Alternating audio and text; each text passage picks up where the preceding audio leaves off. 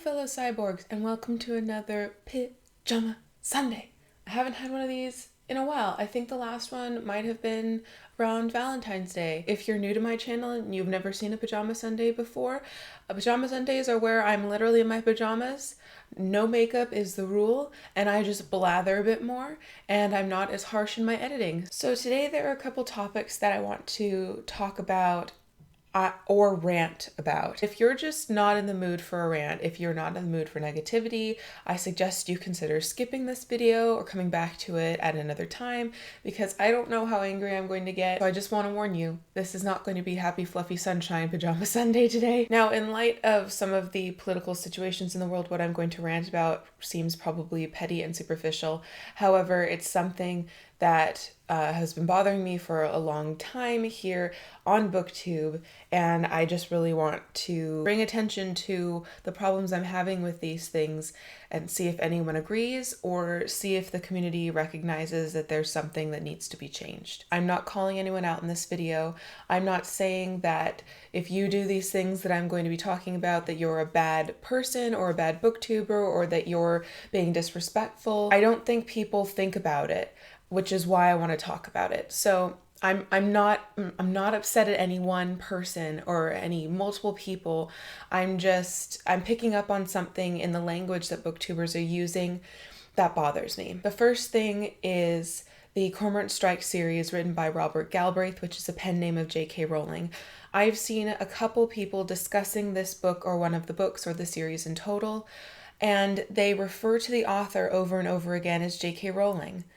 Now, J.K. Rowling is the real-life person who physically did the writing, but she decided to put Robert Galbraith's name on these books. And even after it became apparent to the world that she, in fact, was the person behind the pen name Robert Galbraith, she still continues to put Robert Galbraith on the covers. I think it's disrespectful to ignore this middleman, this persona that J.K. Rowling has created and continues to use and wanted to use from the get-go when discussing these books. When I think about this situation, I think about how unfair it was for J.K. Rowling that she didn't get the space and the time and the privacy to play around in this new genre and to break free from her previous work. The Cuckoo's Calling was out for, I think, a couple weeks before someone in her publishing house let slip that J.K. Rowling was writing under the pen name Robert Galbraith. I think that we need to respect her decision to write under a pen name, and I don't think that some of us are doing that. Language informs how we think about the world. Language informs how our minds work. And I think that we just need to be more aware of the words we are using in certain situations. Applicable to real life outside of BookTube, but within the BookTube community, I think there is a place to start.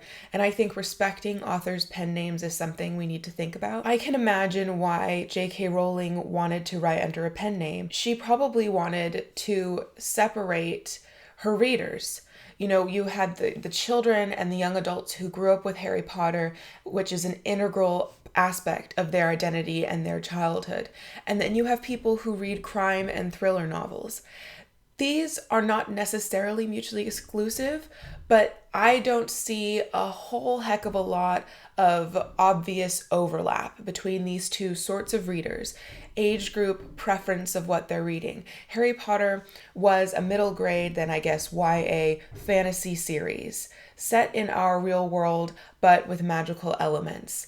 The Cormorant Strike series is a completely contemporary, as far as I can tell, I haven't read them, completely contemporary crime detective series that gets increasingly more uncomfortable in its gore, violence, and violence towards women, more specifically, from what I've heard. I've watched quite a few people talk about the series, so I don't think I'm completely shooting in the dark. I don't think J.K. Rowling wants her Harry Potter readers to necessarily read the Cormorant Strike series. I think that's why she chose a pen name. I think she didn't want to make anyone with allegiance and loyalty to her pick up something that they weren't going to enjoy, wasn't their taste, or was too mature for them. And I think by undermining this pen name, we in the BookTube community are lumping the Cormorant Strike books in with the Harry Potter series.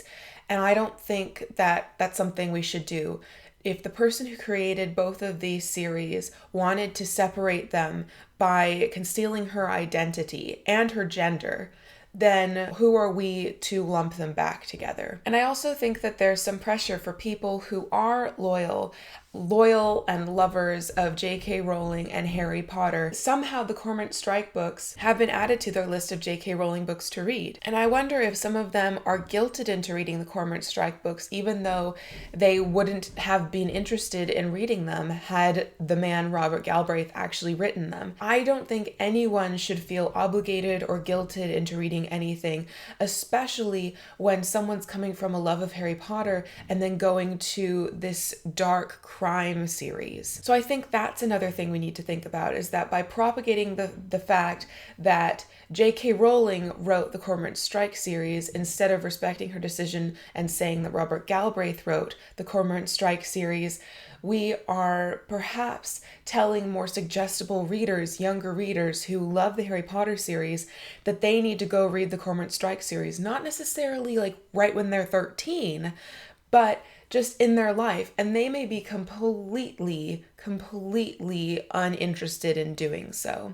But the guilt of, oh, I'm not being loyal enough to J.K. Rowling may get them in the end, and they may end up reading something and spending $30 on something that they don't want to read, perhaps they're not mature enough to read, and wasn't meant for them, so to speak. So how do we get around this? I mean, I've talked with some of my friends about this, and one of them said, well, perhaps people say that J.K. Rowling wrote it in their reviews because they don't want to seem ignorant of the fact that J.K. Rowling is the hand behind the pen name of Robert Galbraith.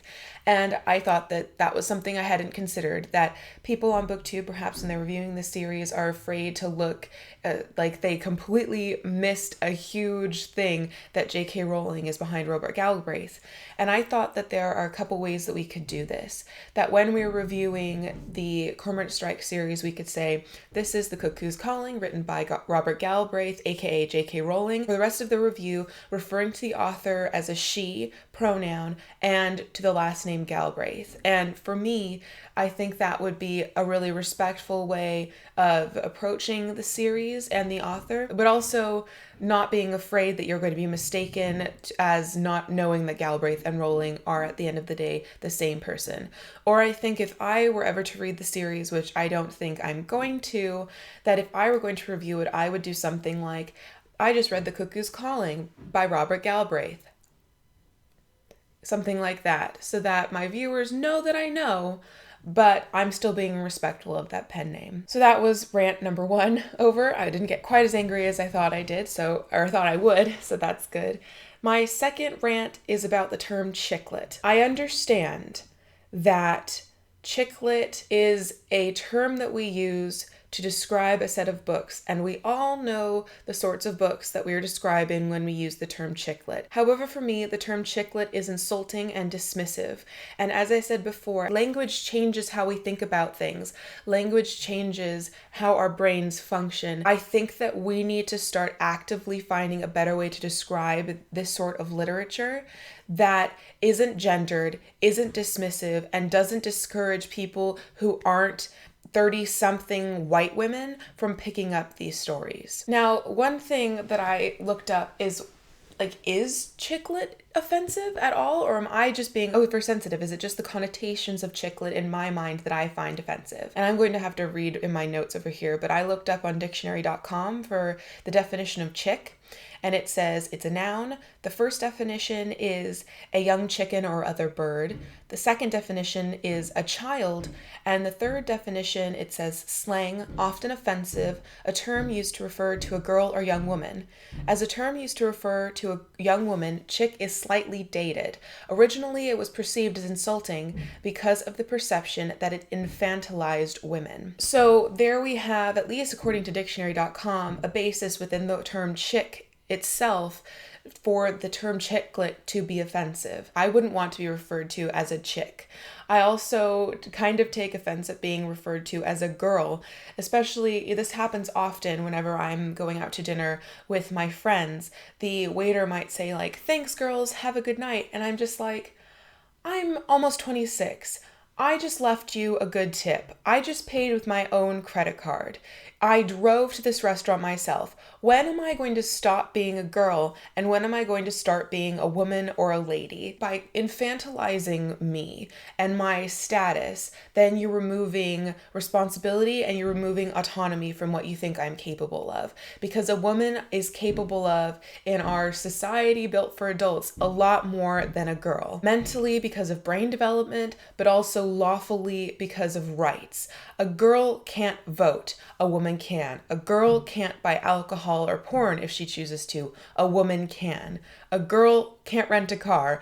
Some women can if you're over the age of 25, which is ridiculous in my mind, but we're gonna move on. So for me, the term chicklet is offensive in the term of chick, referring to the women, but I think that we even shouldn't be referring to it as women's literature. This means this is literature written only by women and only for women. So if there are any male identifying authors out there who want to write the sort of contemporary fiction that deals with topics that are more often gendered toward the female identity, there is no place for them. And if there is a man who wants to read these sorts of books, these contemporary works that deal with things that are more often gendered towards the females, he feels perhaps embarrassed to pick that up in the store. This reminds me about the fact that women had to hide the fact that they were writing in science fiction during like the golden age of science fiction or the 50s.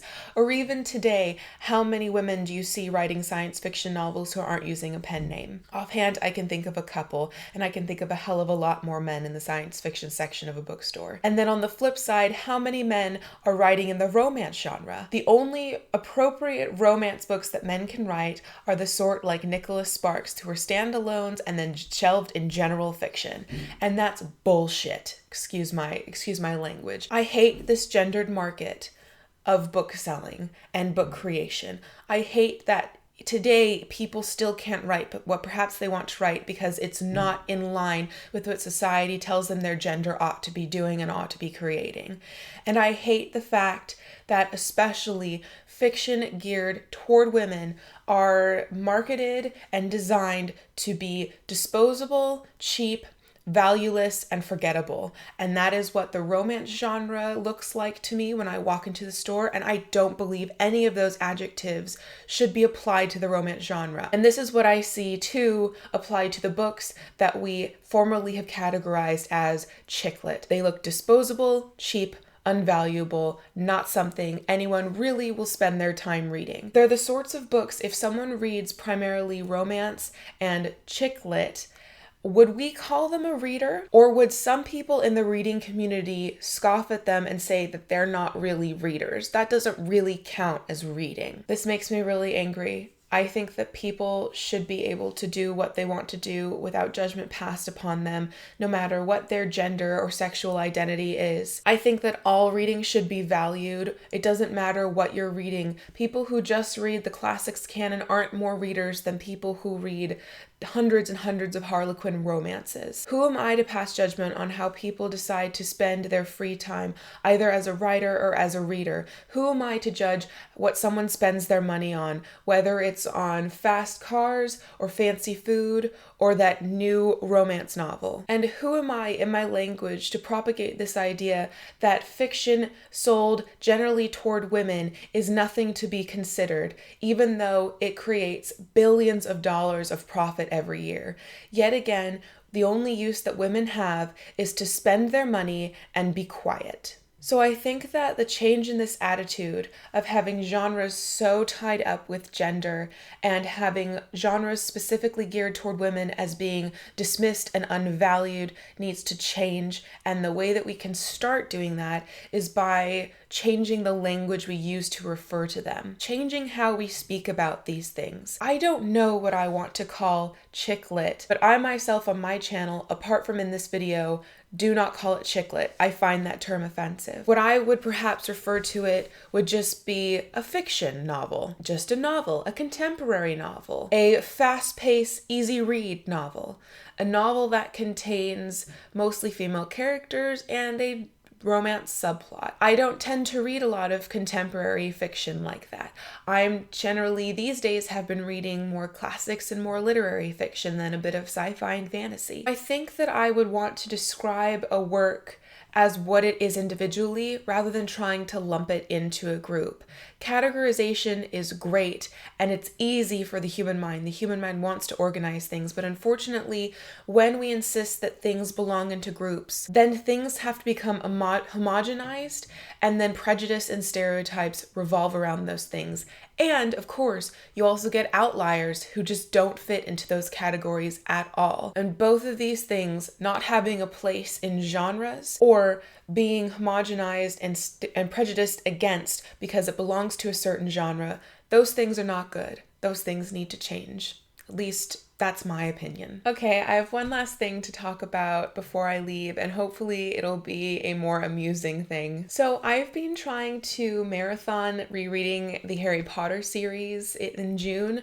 I got back to Canada after a visit home on the 8th. Today that I'm recording it is I don't even know. What's the date? I'm unemployed. I don't need to know these things generally. I know it's a Friday. It's the 24th, you guys. So you're seeing this probably next Sunday. But in any case, I've been trying to get through the entirety of the Harry Potter series by the end of June. I was doing so well. I think it was the week before last I started reading the series, and I got through the first 3 books really, really quickly. I think all under the matter of like 4 days or 5 days, and I wasn't even like really trying to read during the beginning of that process. But then I started getting into the rhythm and reading Harry Potter for about like 6 hours a day for a couple days. And I ended up straining my neck from reading too much Harry Potter. Amusing, but annoying, because now I've not been able to read nearly as long as I would like to given the free time that I have.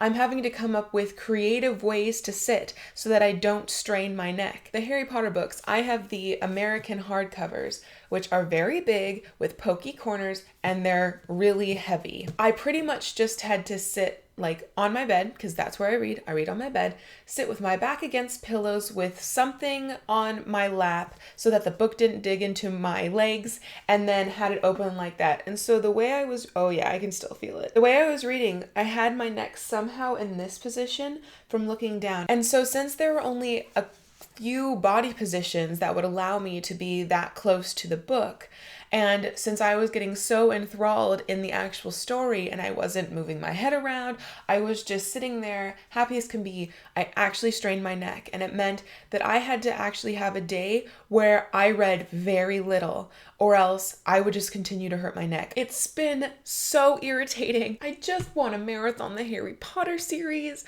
and I was getting on a roll and feeling really accomplished and getting into the swing of reading, and then I strained my neck. And I had to stop for fear of permanently hurting my neck. So thank you for watching. I hope that my rants didn't offend you. I hope I didn't offend anyone. It certainly wasn't my intention. And like I said, if you use the language that I've said, I'm not attacking you at all. I was just bringing up something that's been bothering me and something that I've been thinking about and something I've been thinking perhaps we want to change how we talk about it on BookTube. Please feel free to continue this discussion with me in the comments section. I trust that you all will be polite and respectful of each other's opinions as we discuss this thing, which may, have different sides to the argument. If you yourself are rereading Harry Potter or planning to reread it sometime soon, I wish you luck and no neck strain. And until next time, please continue to be lovely. You're ridiculously wonderful.